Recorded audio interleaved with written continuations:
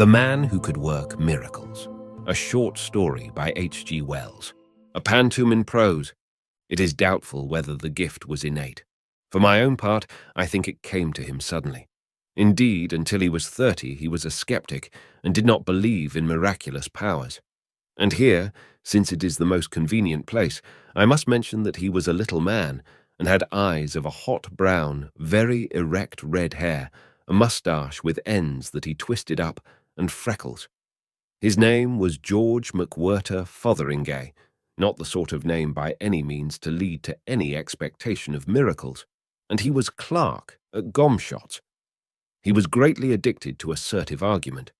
It was while he was asserting the impossibility of miracles that he had his first intimation of his extraordinary powers.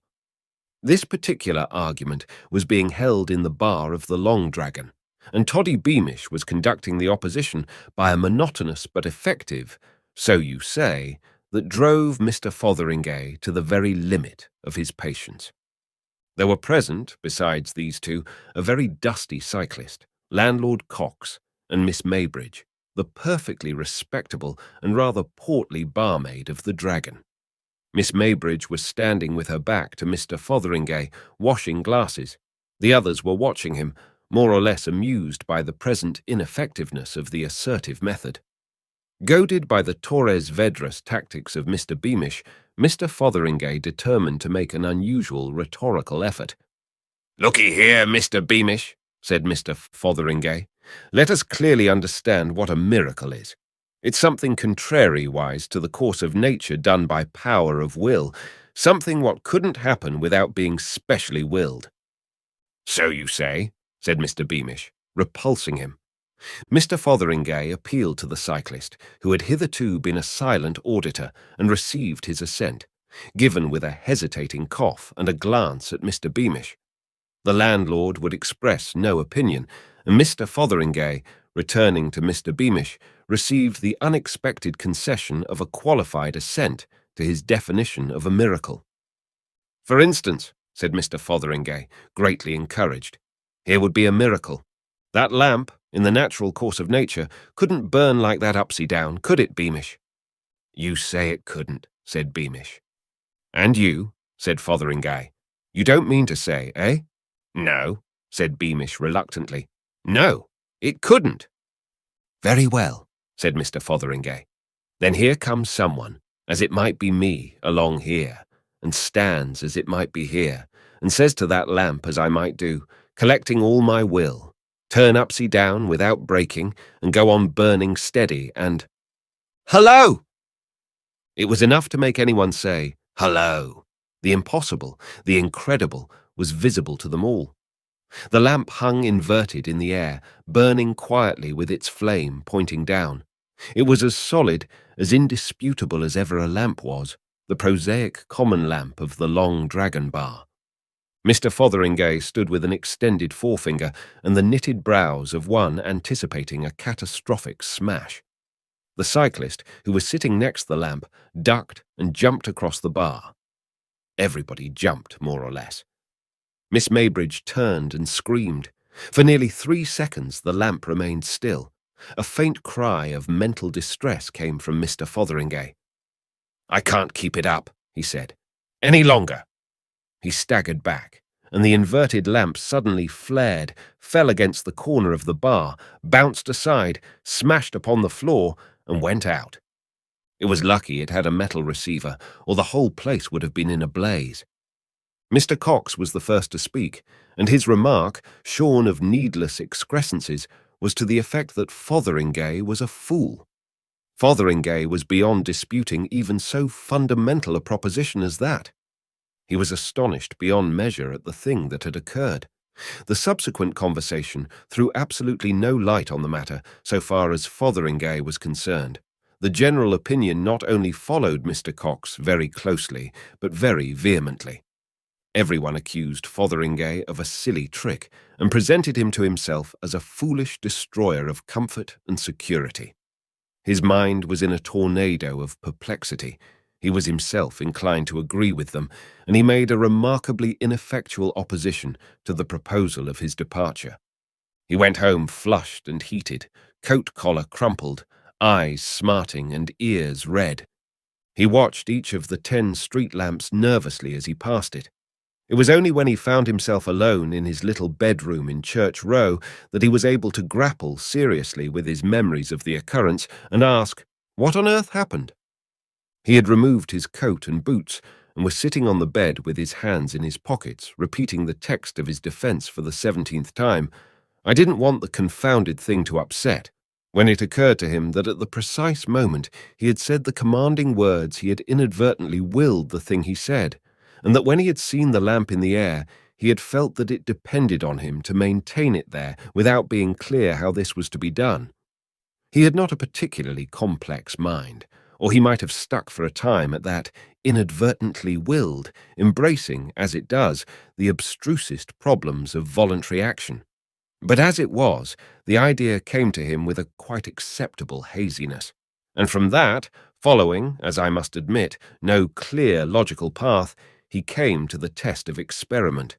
He pointed resolutely to his candle and collected his mind, though he felt he did a foolish thing. "Be raised up," he said. But in a second, that feeling vanished. The candle was raised, hung in the air one giddy moment, and as Mr. Fotheringay gasped, fell with a smash on his toilet table, leaving him in darkness, save for the expiring glow of its wick. For a time, Mr. Fotheringay sat in the darkness, perfectly still. "It did happen after all," he said, "and how I'm to explain it, I don't know." He sighed heavily and began feeling in his pockets for a match. He could find none, and he rose and groped about the toilet table. "I wish I had a match," he said. He resorted to his coat, and there was none there, and then it dawned upon him that miracles were possible even with matches. He extended a hand and scowled at it in the dark. "Let there be a match in that hand," he said. He felt some light object fall across his palm, and his fingers closed upon a match. After several ineffectual attempts to light this, he discovered it was a safety match. He threw it down, and then it occurred to him that he might have willed it lit. He did, and perceived it burning in the midst of his toilet table mat. He caught it up hastily, and it went out. His perception of possibilities enlarged, and he felt for and replaced the candle in its candlestick.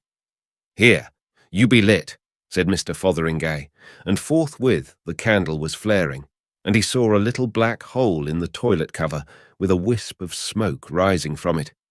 For a time he stared from this to the little flame and back, and then looked up and met his own gaze in the looking-glass.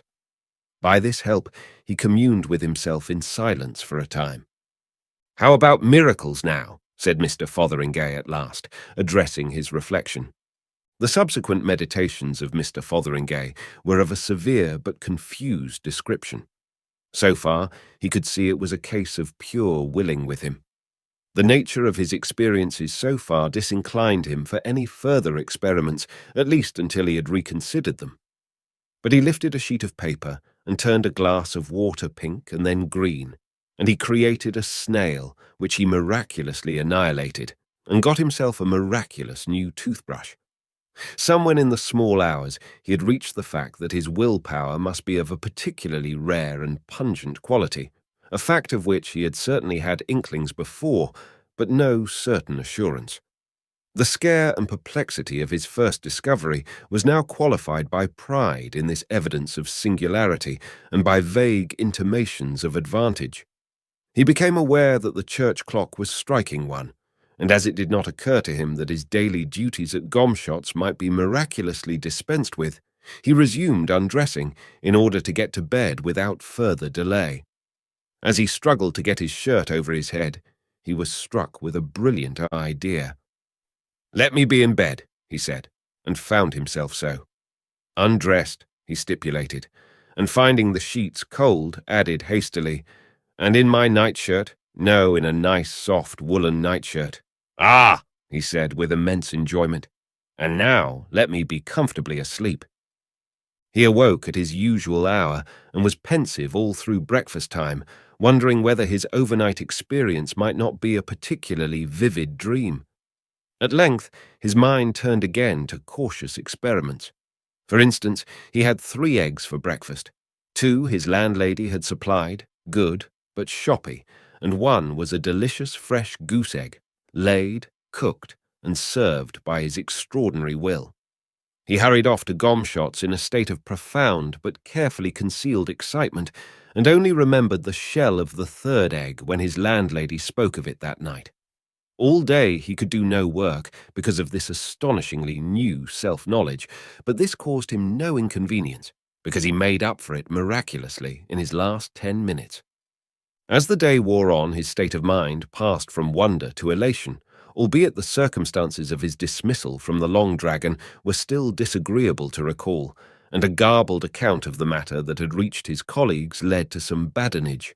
It was evident he must be careful how he lifted frangible articles, but in other ways his gift promised more and more as he turned it over in his mind.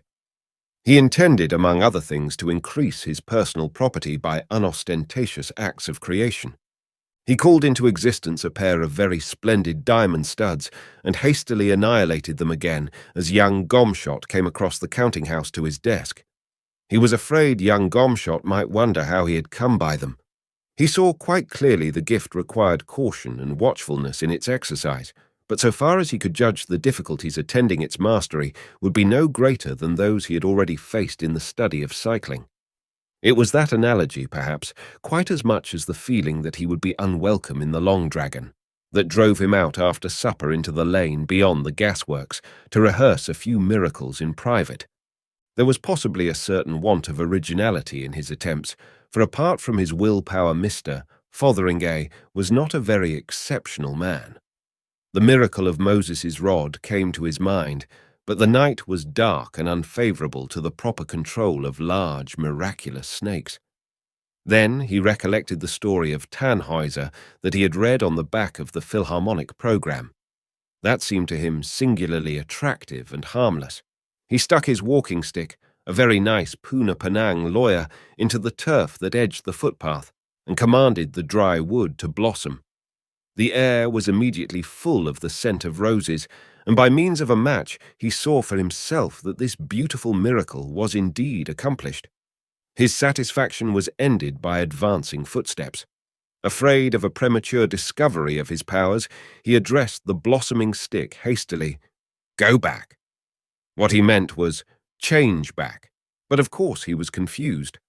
The stick receded at a considerable velocity, and incontinently came a cry of anger and a bad word from the approaching person. "Who are you throwing brambles at, you fool?" cried a voice. "That got me on the shin." "I'm sorry, old chap," said Mr. Fotheringay, and then, realizing the awkward nature of the explanation, caught nervously at his moustache. He saw Winch, one of the 3 Emiring constables, advancing. "What do you mean by it?" asked the constable. "Hello, it's you, is it? The gent that broke the lamp at the Long Dragon." "I don't mean anything by it," said Mr. Fotheringay. "Nothing at all." "What do you do it for then?" "Oh, bother," said Mr. Fotheringay. "Bother indeed. Do you know that stick hurt? What do you do it for, eh?" For the moment, Mr. Fotheringay could not think what he had done it for. His silence seemed to irritate Mr. Winch. "You've been assaulting the police, young man, this time. That's what you done." "Look here, Mr. Winch," said Mr. Fotheringay, annoyed and confused. "I'm very sorry. The fact is—" "Well?" He could think of no way but the truth. "I was working a miracle." He tried to speak in an offhand way, but try as he would, he couldn't. "Working a—" "Here, don't you talk rot. Working a miracle indeed. Miracle. Well, that's downright funny. Why, use the chap that don't believe in miracles. Fact is, this is another of your silly conjuring tricks. That's what this is. Now, I tell you." But Mr. Fotheringay never heard what Mr. Winch was going to tell him. He realized he had given himself away, flung his valuable secret to all the winds of heaven. A violent gust of irritation swept him to action. He turned on the constable swiftly and fiercely. "Here," he said, "I've had enough of this, I have. I'll show you a silly conjuring trick, I will. Go to Hades. Go, now." He was alone. Mr. Fotheringay performed no more miracles that night, nor did he trouble to see what had become of his flowering stick. He returned to the town, scared and very quiet, and went to his bedroom. "Lord," he said, "it's a powerful gift, an extremely powerful gift. I didn't hardly mean as much as that. Not really. I wonder what Hades is like." He sat on the bed, taking off his boots. Struck by a happy thought, he transferred the constable to San Francisco, and without any more interference with normal causation, went soberly to bed. In the night, he dreamt of the anger of Winch. The next day, Mr. Fotheringay heard two interesting items of news.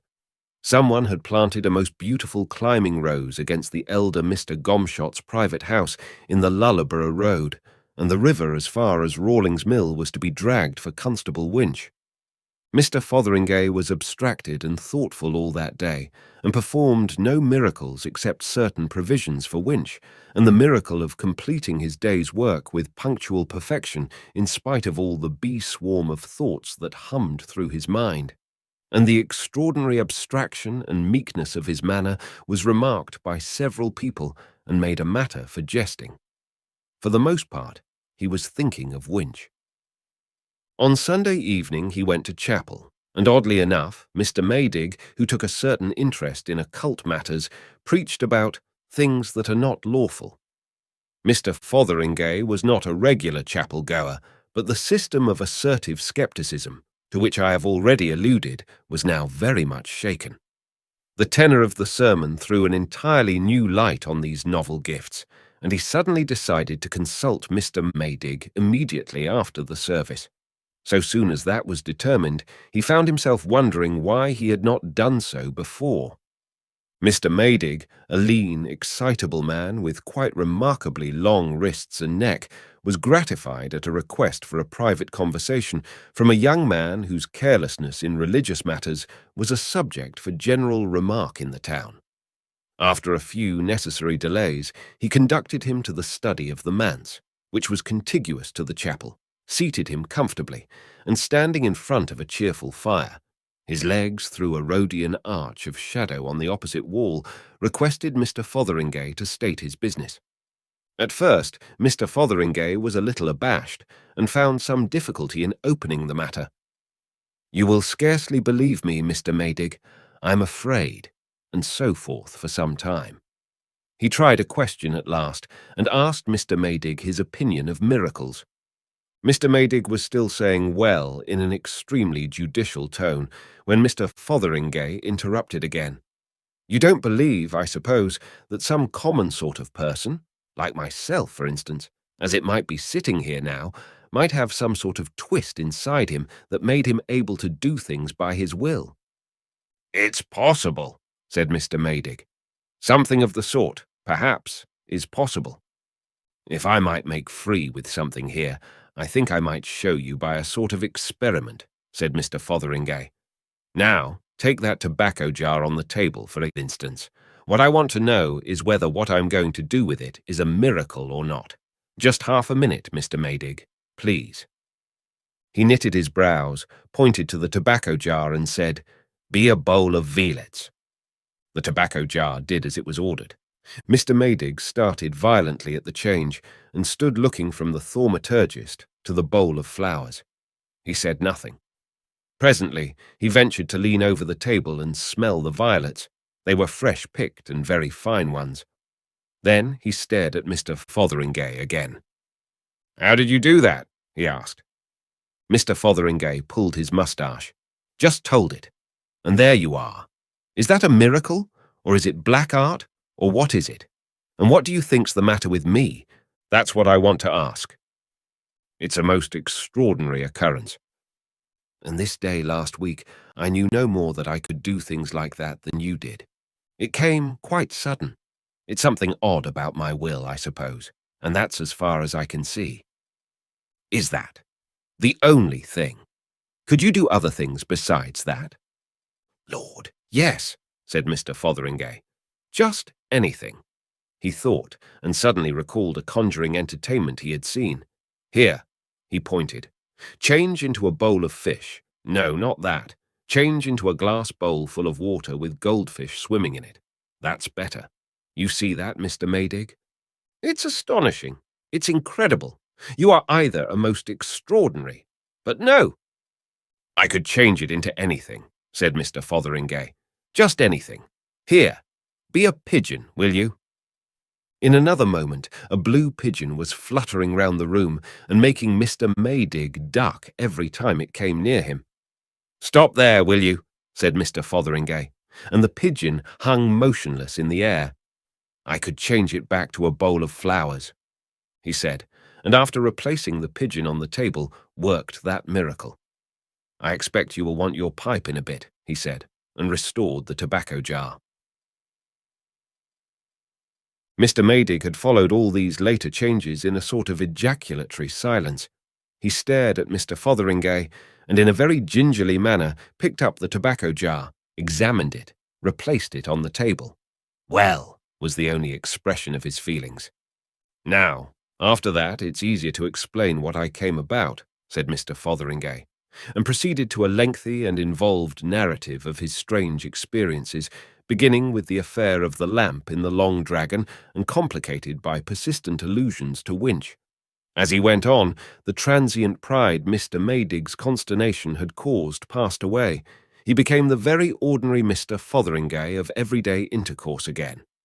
Mr. Maydig listened intently, the tobacco jar in his hand, and his bearing changed also with the course of the narrative.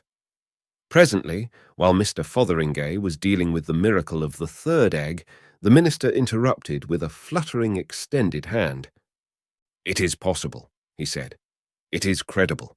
It is amazing, of course, but it reconciles a number of amazing difficulties. The power to work miracles is a gift, a peculiar quality like genius or second sight. Hitherto it has come very rarely and to exceptional people. But in this case, I have always wondered at the miracles of Mahomet, and at Yogi's miracles, and the miracles of Madame Blavatsky. But of course, yes, it is simply a gift. It carries out so beautifully the arguments of that great thinker, Mr. Maydig's voice sank, His Grace the Duke of Argyll. Here we plumb some profounder law, deeper than the ordinary laws of nature. Yes, go on. Mr. Fotheringay proceeded to tell of his misadventure with Winch, and Mr. Maydig, no longer overawed or scared, began to jerk his limbs about and interject astonishment. It's this what troubled me most, proceeded Mr. Fotheringay. It's this I'm most midgetly in want of advice for.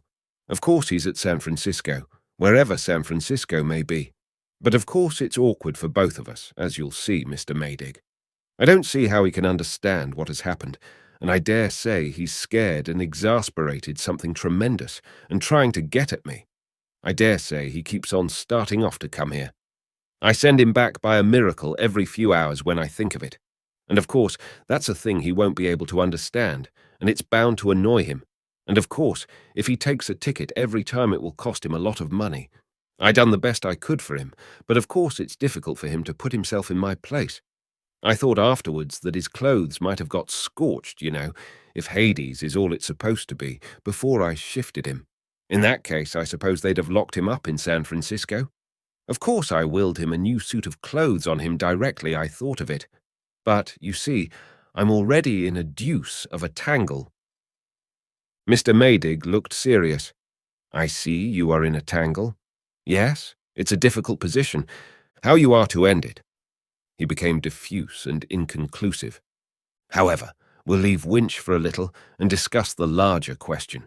I don't think this is a case of the black art or anything of the sort. I don't think there is any taint of criminality about it at all, Mr. Fotheringay. None whatever, unless you are suppressing material facts. No, it's miracles, pure miracles. Miracles, if I may say so, of the very highest class. He began to pace the hearthrug and gesticulate, while Mr. Fotheringay sat with his arm on the table and his head on his arm, looking worried. I don't see how I'm to manage about Winch, he said. A gift of working miracles, apparently a very powerful gift, said Mr. Maydig. We'll find a way about Winch, never fear. My dear sir, you are a most important man, a man of the most astonishing possibilities. As evidence, for example, And in other ways, the things you may do— Yes, I've thought of a thing or two, said Mr. Fotheringay. But some of the things came a bit twisty. You saw that fish at first? Wrong sort of bowl and wrong sort of fish, and I thought I'd ask someone. A proper course, said Mr. Maydig, a very proper course. Altogether the proper course. He stopped and looked at Mr. Fotheringay. It's practically an unlimited gift. Let us test your powers, for instance, if they really are all they seem to be. And so, incredible as it may seem, in the study of the little house behind the Congregational Chapel, on the evening of Sunday, November 10th, 1896, Mr. Fotheringay, egged on and inspired by Mr. Maydig, began to work miracles. The reader's attention is specially and definitely called to the date. He will object, probably has already objected, that certain points in this story are improbable, that if any things of the sort already described had indeed occurred, they would have been in all the papers a year ago.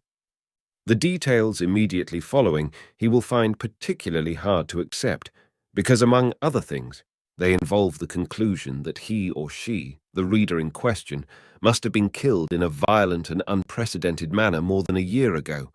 Now a miracle is nothing if not improbable, and as a matter of fact, the reader was killed in a violent and unprecedented manner a year ago. In the subsequent course of this story that will become perfectly clear and credible, as every right-minded and reasonable reader will admit. But this is not the place for the end of the story, being but little beyond the hither side of the middle. And at first the miracles worked by Mr. Fotheringay were timid little miracles, little things with the cups and parlour fitments, as feeble as the miracles of theosophists, and feeble as they were received with awe by his collaborator. He would have preferred to settle the winch business out of hand, but Mr. Maydig would not let him. But after they had worked a dozen of these domestic trivialities, their sense of power grew, their imagination began to show signs of stimulation, and their ambition enlarged. Their first, larger enterprise was due to hunger and the negligence of Mrs. Minchin, Mr. Maydig's housekeeper. The meal to which the minister conducted Mr. Fotheringay was certainly ill-laid and uninviting as a refreshment for two industrious miracle workers. But they were seated, and Mr. Maydig was descanting in sorrow rather than in anger upon his housekeeper's shortcomings before. It occurred to Mr. Fotheringay that an opportunity lay before him. "Don't you think, Mr. Maydig," he said, "if it isn't a liberty, My dear Mr. Fotheringay, of course. No, I didn't think." Mr. Fotheringay waved his hand. "What shall we have?" he said, in a large, inclusive spirit, and, at Mr. Maydig's order, revised the supper very thoroughly. "As for me," he said, eyeing Mr. Maydig's selection, "I am always particularly fond of a tankard of stout and a nice Welsh rarebit, and I'll order that. I ain't much given to Burgundy." And forthwith stout and Welsh rarebit promptly appeared at his command. They sat long at their supper, talking like equals, as Mr. Fotheringay presently perceived, with a glow of surprise and gratification, of all the miracles they would presently do. "And, by the by, Mr. Maydig," said Mr. Fotheringay, "I might perhaps be able to help you, in a domestic way." "Don't quite follow," said Mr. Maydig, pouring out a glass of miraculous old Burgundy. Mr. Fotheringay helped himself to a second Welsh rarebit out of vacancy, and took a mouthful. "I was thinking," he said, "I might be able, chum, to work, chum, a miracle with Mrs. Minchin, chum, make her a better woman." Mr. Maydig put down the glass and looked doubtful. She strongly objects to interference, you know, Mr. Fotheringay, and, as a matter of fact, it's well past 11, and she's probably in bed and asleep. Do you think, on the whole—" Mr. Fotheringay considered these objections. "I don't see that it shouldn't be done in her sleep." For a time, Mr. Maydig opposed the idea, and then he yielded. Mr. Fotheringay issued his orders, and a little less at their ease, perhaps, the two gentlemen proceeded with their repast. Mr. Maydig was enlarging on the changes he might expect in his housekeeper next day, with an optimism that seemed even to Mr. Fotheringay's supper senses a little forced and hectic when a series of confused noises from upstairs began. Their eyes exchanged interrogations, and Mr. Maydig left the room hastily. Mr. Fotheringay heard him calling up to his housekeeper and then his footsteps going softly up to her. In a minute or so the minister returned, his step light, his face radiant. "Wonderful," he said, "and touching, most touching." He began pacing the hearthrug. A repentance, a most touching repentance. Through the crack of the door, poor woman, a most wonderful change.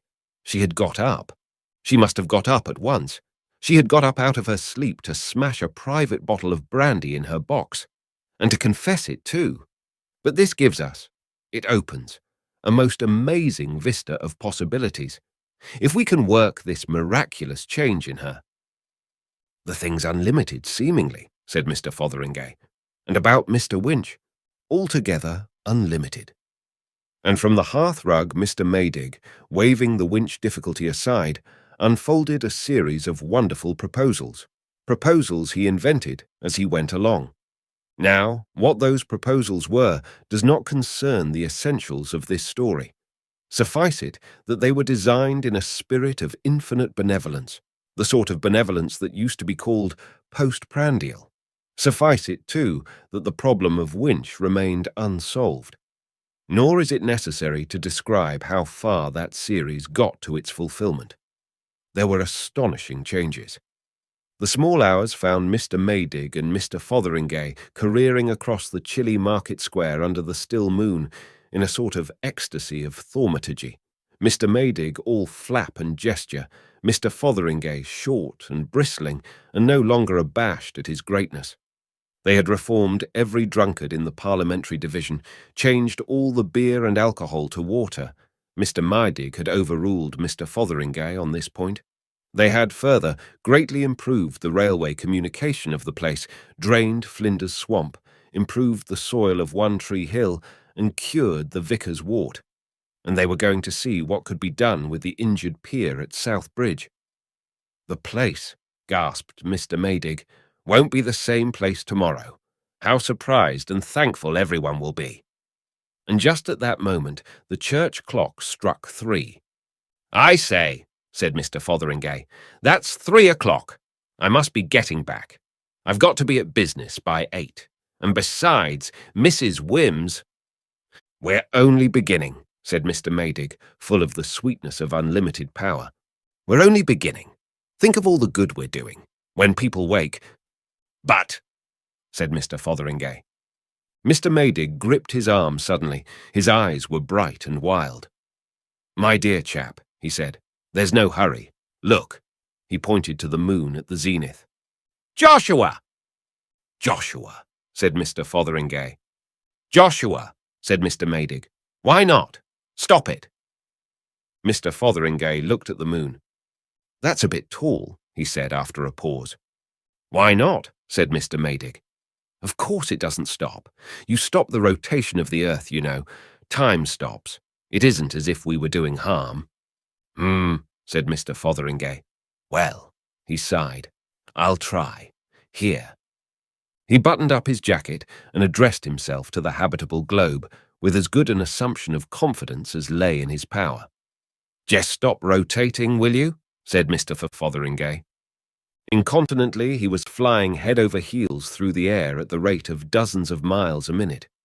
In spite of the innumerable circles he was describing per second, he thought, for thought is wonderful, sometimes as sluggish as flowing pitch, sometimes as instantaneous as light. He thought in a second and willed. "Let me come down safe and sound. Whatever else happens, let me down safe and sound." He willed it only just in time, for his clothes, heated by his rapid flight through the air, were already beginning to singe. He came down with a forcible, but by no means injurious bump in what appeared to be a mound of fresh-turned earth. A large mass of metal and masonry, extraordinarily like the clock tower in the middle of the market square, hit the earth near him, ricocheted over him, and flew into stonework, bricks, and masonry like a bursting bomb. A hurtling cow hit one of the larger blocks and smashed like an egg. There was a crash that made all the most violent crashes of his past life seem like the sound of falling dust, and this was followed by a descending series of lesser crashes. A vast wind roared throughout earth and heaven, so that he could scarcely lift his head to look. For a while he was too breathless and astonished even to see where he was or what had happened, and his first movement was to feel his head and reassure himself that his streaming hair was still his own. "Lord!" gasped Mr. Fotheringay, scarce able to speak for the gale. "I've had a squeak. What's gone wrong? Storms and thunder, and only a minute ago a fine night. It's Maydig set me on to this sort of thing. What a wind! If I go on fooling in this way, I'm bound to have a thundering accident. Where's Maydig? What a confounded mess everything's in!" He looked about him so far as his flapping jacket would permit. The appearance of things was really extremely strange. "The sky's all right anyhow," said Mr. Fotheringay, "and that's about all that is all right. And even there it looks like a terrific gale coming up. But there's the moon overhead, just as it was just now, bright as midday. But as for the rest, where's the village? Where's anything? And what on earth set this wind a-blowing? I didn't order no wind." Mr. Fotheringay struggled to get to his feet in vain, and after one failure, remained on all fours, holding on. He surveyed the moonlit world to leeward, with the tails of his jacket streaming over his head. "There's something seriously wrong," said Mr. Fotheringay, "and what it is, goodness knows." Far and wide, nothing was visible in the white glare through the haze of dust that drove before a screaming gale, but tumbled masses of earth and heaps of inchoate ruins, no trees, no houses, no familiar shapes, only a wilderness of disorder vanishing at last into the darkness beneath the whirling columns and streamers, the lightnings and thunderings of a swiftly rising storm. Near him in the livid glare was something that might once have been an elm tree, a smashed mass of splinters, shivered from boughs to base, and further a twisted mass of iron girders, only too evidently the viaduct, rose out of the piled confusion. You see, when Mr. Fotheringay had arrested the rotation of the solid globe, he had made no stipulation concerning the trifling movables upon its surface, and the earth spins so fast that the surface at its equator is travelling at rather more than 1,000 miles an hour, and in these latitudes at more than half that pace, so that the village, and Mr. Maydig, and Mr. Fotheringay, and everybody and everything had been jerked violently forward at about 9 miles per second. That is to say, much more violently than if they had been fired out of a cannon. And every human being, every living creature, every house, and every tree, all the world as we know it, had been so jerked and smashed and utterly destroyed. That was all. These things Mr. Fotheringay did not, of course, fully appreciate, but he perceived that his miracle had miscarried, and with that a great disgust of miracles came upon him. He was in darkness now, for the clouds had swept together and blotted out his momentary glimpse of the moon, and the air was full of fitful, struggling, tortured wraiths of hail. A great roaring of wind and waters filled earth and sky, and peering under his hand through the dust and sleet to windward, he saw by the play of the lightnings a vast wall of water pouring towards him. "Maydig!" screamed Mr. Fotheringay's feeble voice amid the elemental uproar. "Here, Maydig!" "Stop!" cried Mr. Fotheringay to the advancing water. "Oh, for goodness' sake, stop!" "Just a moment," said Mr. Fotheringay to the lightnings and thunder. "Stop, just a moment while I collect my thoughts. And now what shall I do?" he said. "What shall I do? Lord, I wish Maydig was about." "I know," said Mr. Fotheringay, "and for goodness' sake let's have it right this time." He remained on all fours, leaning against the wind, very intent to have everything right. "Ah," he said, "let nothing what I'm going to order happen until I say off. Lord, I wish I'd thought of that before. He lifted his little voice against the whirlwind, shouting louder and louder in the vain desire to hear himself speak. Now then, here goes. Mind about that what I said just now. In the first place, when all I've got to say is done, let me lose my miraculous power. Let my will become just like anybody else's will, and all these dangerous miracles be stopped. I don't like them. I'd rather I didn't work 'em, ever so much. That's the first thing. And the second is, let me be back just before the miracles begin. Let everything be just as it was before that blessed lamp turned up. It's a big job, but it's the last. Have you got it? No more miracles, everything as it was, me back in the Long Dragon just before I drank my half-pint. That's it? Yes.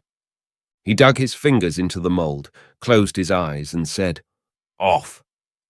Everything became perfectly still. He perceived that he was standing erect. "So you say," said a voice. He opened his eyes. He was in the bar of the Long Dragon, arguing about miracles with Toddy Beamish. He had a vague sense of some great thing forgotten that instantaneously passed. You see that, except for the loss of his miraculous powers, everything was back as it had been. His mind and memory, therefore, were now just as they had been at the time when this story began. So that he knew absolutely nothing of all that is told here, knows nothing of all that is told here to this day. And among other things, of course, he still did not believe in miracles. "I tell you that miracles, properly speaking, can't possibly happen," he said, "whatever you like to hold, and I'm prepared to prove it up to the hilt." "That's what you think," said Toddy Beamish, "and prove it if you can."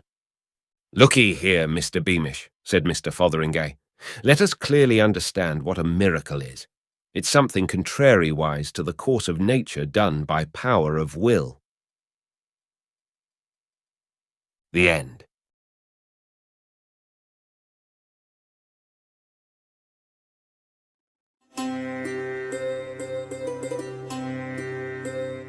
The Raja's Treasure, H.G. Wells. Between Jehan and Bimapur on the Himalayan slopes, and between the jungles and the higher country, where the pines and deodars are gathered together, ruled the petty Raja, of whose wonderful treasure I am telling. Very great was the treasure, people said, for the Raja had prospered all his days. He had found Mindapur a village, and behold, it was a city. Below his fort of unhewn stone, the flat-roofed huts of mud had multiplied, and now there sprang up houses with upstairs rooms, and the place, which had once boasted no more than one bunya man, engendered a bazaar in the midst of it, as a fat oyster secrets a pearl. And the holy place up the river prospered, and the road up the passes was made safe. Merchants and fakirs multiplied about the wells. Men came and went. Twice even white men from the plain on missions to the people over beyond the deodars, and the streets of the town were ever denser with poultry and children, and little dogs dyed yellow, and with all the multitudinous rich odours of human increase. As at last, at the crown of his prosperity, this legend of his treasures began. He was a portly, yellow-faced man, with a long black beard, now steadily growing grey, thick lips, and shifty eyes. He was pious, very pious in his daily routine, and swift and unaccountable in his actions. None dared withstand him to his face, even in little things. Gholam Shah, his vizier, was but a servant, a carrier of orders, and Samud Singh, his master of horse, but a driller of soldiers. They were tools, he would tell them outright in his pride of power, staves in his hand that he could break at his will. He was childless. And his cousin, the youth Azim Khan, feared him, and only in the remotest recesses of his heart dared to wish the Raja would presently die and make a way for the Kions. It would be hard to say when first the rumour spread that the Raja of Little Mindapur was making a hoard. None knew how it began or where. Perhaps from merchants of whom he had bought. It began long before the days of the safe. It was said that rubies had been bought and hidden away, and then not only rubies, but ornaments of gold, and then pearls, and diamonds from Golconda, and all manner of precious stones. Even the deputy commissioner at Alipore heard of it. At last, the story re-entered the palace at Mindapore itself, and Azim Khan, who was the Raja's cousin and his heir, and nominally his commander-in-chief, and Gholam Shah, the chief minister, talked it over one with another in a tentative way. "He has something new," said Gholam Shah querulously. "He has something new, and he is keeping it from me." Azira Khan watched him cunningly. "I have told you what I have heard," he said. "For my own part, I know nothing." "He goes to and fro, musing and humming to himself," said Gholam meditatively, as one who thinks of a pleasure. "More rubies, they are saying," said Azim dreamily, and repeated, as if for his own pleasure, "Rubies." For Azim was the heir. "Especially is it since that Englishman came," said Gholam, 3 months ago. "A big old man, not wrinkled as an old man should be, but red, and with red hair streaking his grey, and with a tight skin and a big body sticking out before. So, an elephant of a man, a great quivering mud bank of a man, who laughed mightily so that the people stopped and listened in the street. He came, he laughed, and as he went away, we heard them laugh together." "Well," said Azim, "he was a diamond merchant, perhaps, or a dealer in rubies. Do Englishmen deal in such things?" "Would I had seen him," said Azim. "He took gold away," said Gholam. Both were silent for a space, and the purring noise of the wheel of the upper well and the chatter of voices about it rising and falling made a pleasant sound in the air.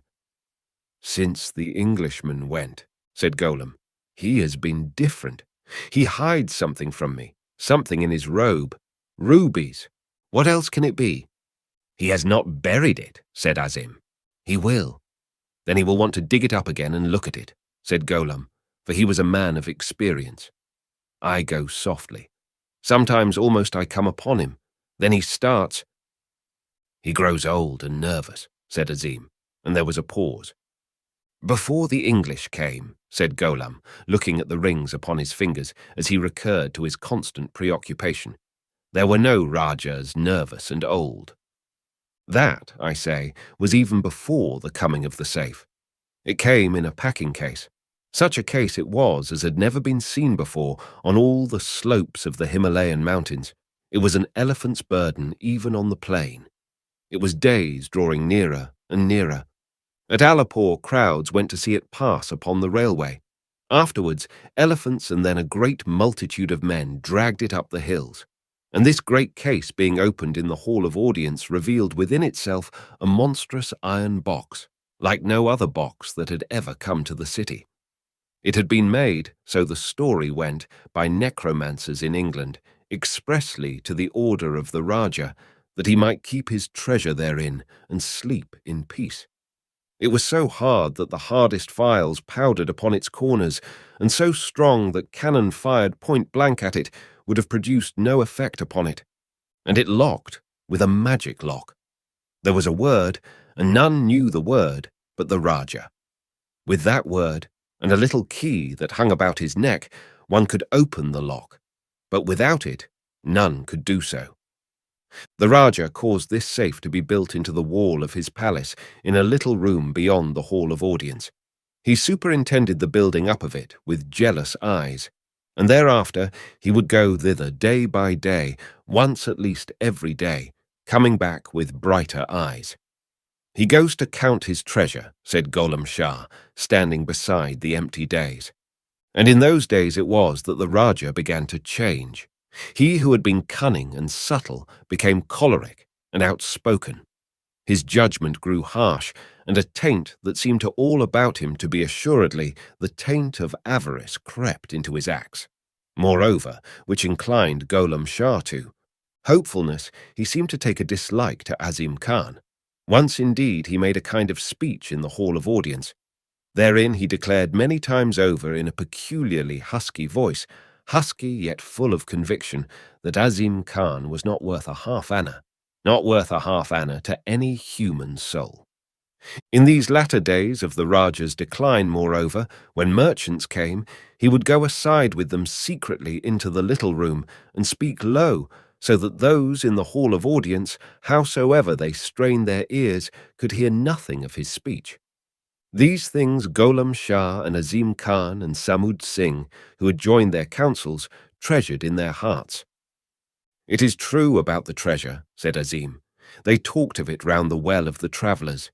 Even the merchants from Tibet had heard the tale, and had come this way with jewels of price, and afterwards they went secretly telling no one." And ever and again, it was said, came a Negro mute from the plains, with secret parcels for the Rajah. Another stone was the rumour that went the round of the city. "The bee makes hoards," said Azim Khan, the Rajah's heir, sitting in the upper chamber of Gholam Shah. "Therefore, we will wait a while." For Azim was more coward than traitor. At last there were men in the Deccan even who could tell you particulars of the rubies and precious stones that the Rajah had gathered together. But so circumspect was the Rajah that Azim Khan and Gholam Shah had never even set eyes on the glittering heaps that they knew were accumulating in the safe. The Rajah always went into the little room alone, and even then he locked the door of the little room. It had a couple of locks before he went to the safe and used the magic word. How all the ministers and officers and guards listened and looked at one another as the door of the room behind the curtain closed. The Rajah changed indeed in these days, not only in the particulars of his rule, but in his appearance. "He is growing old. How fast he grows old. The time is almost ripe," whispered Samud Singh. The Rajah's hand became tremulous. His step was now sometimes unsteady, and his memory curiously defective. He would come back out from the treasure room, and his hand would tighten fiercely on the curtain, and he would stumble on the steps of the dais. "His eyesight fails," said Gholam. "See, his turban is askew. He is sleepy even in the forenoon, before the heat of the day. His judgments are those of a child." It was a painful sight to see a man so suddenly old and enfeebled still ruling men. "He may go on yet, a score of years," said Gholam Shah. "Should a ruler hoard riches," said Sher Ali in the guardroom, "and leave his soldiers unpaid?" That was the beginning of the end. It was the thought of the treasure won over the soldiers, even as it did the mollahs and the eunuchs. Why had the Rajah not buried it in some unthinkable place, as his father had done before him, and killed the diggers with his hand? "He has hoarded," said Samud with a chuckle, for the old Rajah had once pulled his beard, only to pay for his own undoing. And in order to ensure confidence, Gholam Shah went beyond the truth perhaps, and gave a sketchy account of the treasures to this man and that, even as a casual eyewitness might do. Then, suddenly and swiftly, the palace revolution was accomplished. When the lonely old Rajah was killed, a shot was to be fired from the harem lattice, bugles were to be blown, and the sepoys were to turn out in the square before the palace and fire a volley in the air. The murder was done in the dark, save for a little red lamp that burnt in the corner. Azim knelt on the body and held up the wet beard and cut the throat wide and deep to make sure. It was so easy. Why had he waited so long? And then, with his hands covered with warm blood, he sprang up eagerly. Rajah, at last, and followed Gholam and Samud and the eunuchs down the long, faintly moonlit passage towards the hall of audience. As they did so, the crack of a rifle sounded far away, and after a pause came the first awakening noises of the town. One of the eunuchs had an iron bar, and Samud carried a pistol in his hand. He fired into the locks of the treasure room and wrecked them, and the eunuch smashed the door in. Then they all rushed in together, none standing aside for Azim. It was dark, and the second eunuch went reluctantly to get a torch, in fear lest his fellow murderers should open the safe in his absence. But he need have had no fear. The cardinal event of that night is the triumphant vindication of the advertised merits of Chob's unrivalled safes. The tumult that occurred between the Mindapore sepoys and the people need not concern us. The people loved not the new Rajah. Let that suffice. The conspirators got the key from round the dead Raja's neck and tried a multitude of the magic words of the English that Samud Singh knew, even such words as Kemup and Gorblime. In vain. In the morning, the safe in the treasure room remained intact and defiant, the woodwork about it smashed to splinters, and great chunks of stone knocked out of the wall, dents abundantly scattered over its impregnable door, and a dust of files below, and the shifty Golem had to explain the matter to the soldiers and mollahs as best he could.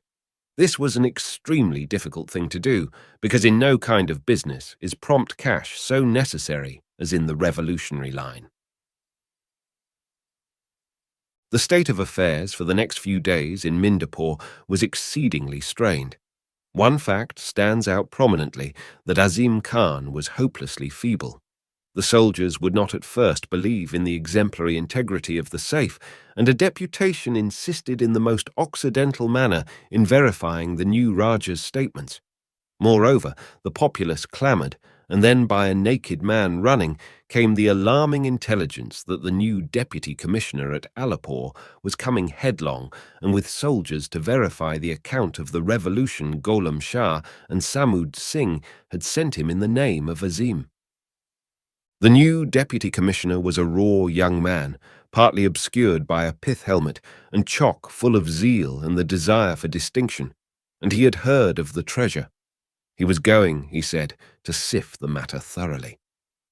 On the arrival of this distressing intelligence, there was a hasty and informal council of state at which Azim was not present. A counter-revolution was arranged, and all that Azim ever learnt of it was the sound of a footfall behind him and the cold touch of a pistol barrel on the neck. When the commissioner arrived, that dexterous statesman, Golem Shah, and that honest soldier, Samud Singh, were ready to receive him, and they had 2 corpses, several witnesses, and a neat little story. In addition to Azim, they had shot an unpopular officer of the Mindapore sepoys. They told the commissioner how Azim had plotted against the Raja and raised a military revolt, and how the people, who loved the old Raja, even as Golem Shah and Samud Singh loved him, had quelled the revolt, and how peace was restored again. And Golem explained how Azim had fought for life even in the Hall of Audience, and how he, Golem, had been wounded in the struggle, and how Samud had shot Azim with his own hand. And the deputy commissioner, being weak in his dialect, had swallowed it all. All round the deputy commissioner, in the minds of the people, the palace, and the city, hung the true story of the case, as it seemed to Golem Shah, like an avalanche ready to fall. And yet the deputy commissioner did not learn of it for 4 days. And Golem and Samud went to and fro, whispering and pacifying, promising to get at the treasure as soon as the deputy commissioner could be got out of the way. And as they went to and fro, so also the report went to and fro, that Golem and Samud had opened the safe and hidden the treasure, and closed and locked it again. And bright eyes watched them curiously and hungrily, even as they had watched the Raja in the days that were gone. "This city is no longer an abiding place for you and me," said Golem Shah in a moment of clear insight. "They are mad about this treasure. Golconda would not satisfy them." The deputy commissioner, when he heard their story, did indeed make knowing inquiries, as knowing as the knowingness of the English goes, in order to show himself not too credulous, but he elicited nothing. He had heard tales of treasure, had the commissioner, and of a great box. So had Golem and Samud, but where it was they could not tell. They too had certainly heard tales of treasure, many tales indeed. Perhaps there was treasure. Had the deputy commissioner had the scientific turn of mind, he would have observed that a strong smell of gunpowder still hung about the audience chamber, more than was explained by the narrative told him, and had he explored the adjacent apartments, he would presently have discovered the small treasure room with its smashed locks and the ceiling now dependent ruins, and amid the ruins the safe bulging perilously from the partly collapsed walls, but still unconquered, and with its treasures unexplored. Also, it is a fact that Golem Shah's bandaged hand was not the consequence of heroism in combat, but of certain private blasting operations too amateurishly prosecuted. So you have the situation. Deputy Commissioner installed in the palace, sending incorrect information to headquarters and awaiting instructions. The safe as ever, assistant conspirators grumbling louder and louder, and Golem and Samud getting more and more desperate lest this voice should reach the deputy's ears. Then came the night when the commissioner heard a filing and a tapping, and being a brave man, rose and went forthwith, alone and very quietly, across the hall of audience, pistol in hand, in search of the sound. Across the hall, a light came from an open door that had been hidden in the day by a curtain.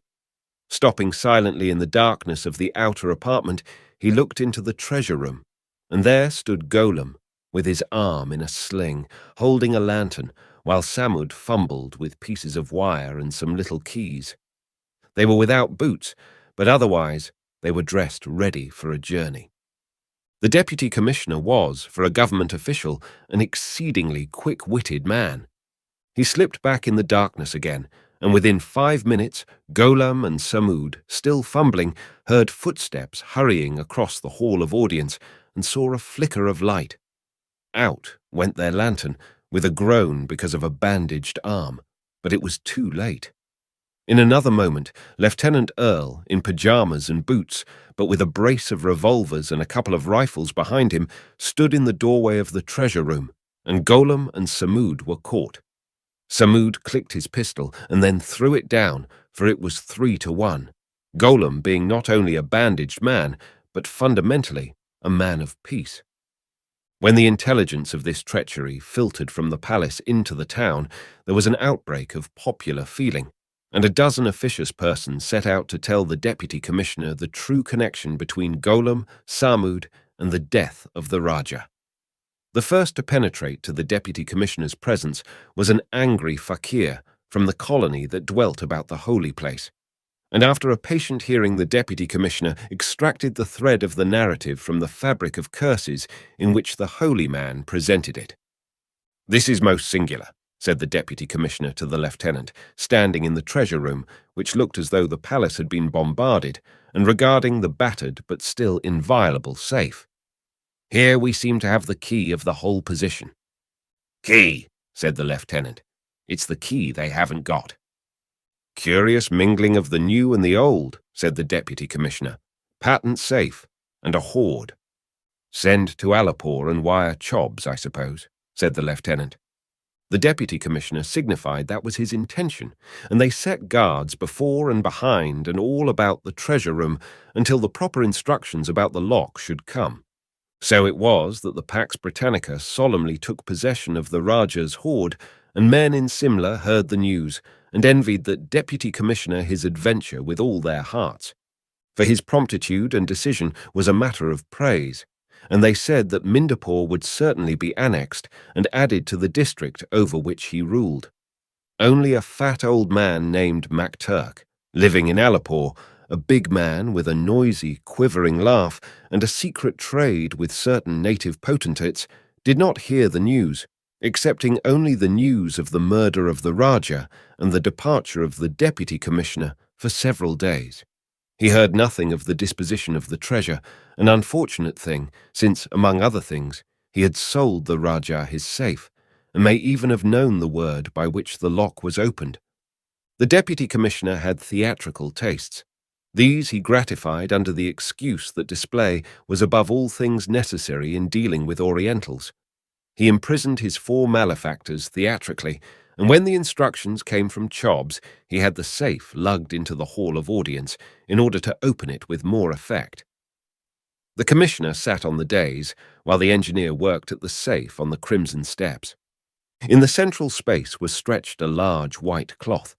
It reminded the deputy commissioner of a picture he had seen of Alexander at Damascus receiving the treasures of Darius. "It is gold," said one bystander to another. "There was a sound of chinking as they brought the safe in. My brother was among those who hauled." The engineer clicked the lock. Every eye in the hall of audience grew brighter and keener, excepting the eyes of the deputy commissioner. He felt the dignity of his responsibilities and sat upon the dais looking as much like the Pax Britannica as possible.